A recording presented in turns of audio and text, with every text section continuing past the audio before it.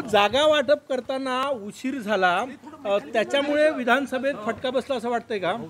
नाही, विधानसभेला फटका बसण्याचे अनेक कारण असले तरी हे पण कारण नक्कीच आहे. 20 दिवस आम्ही जागेंचा घोळ ठेवला.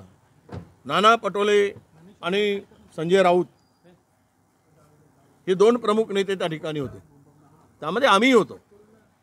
परंतु जागा वाटपाचा तिढा जर 2 दिवसात संपला असता तर 18 दिवस आम्हाला प्रचारासाठी आणि प्लॅनिंगसाठी उपयोगी पडले असते. आम्ही कुठलंही प्लॅनिंग करू शकलो नाही. आम्हाला कुठलंही प्लॅनिंग करता आलं नाही. आम्हाला निवडणुकीसाठी तीनही पक्षाला संयुक्त कार्यक्रम आखता आला नाही. हे अनेक कारणं झाली.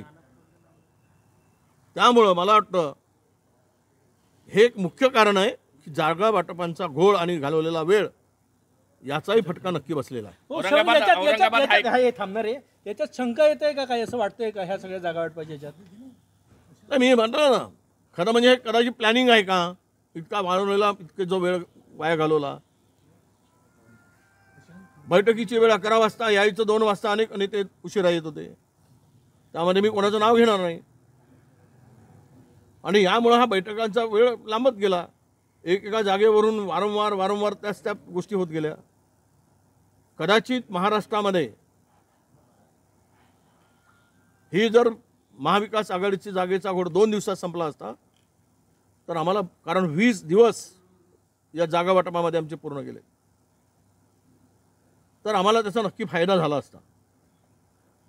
परंतु यामध्ये वेळ घालवण्यामध्ये कुठं काही षडयंत्र प्लॅनिंग होतं का अशी शंका घेण्यास हरकत नाही.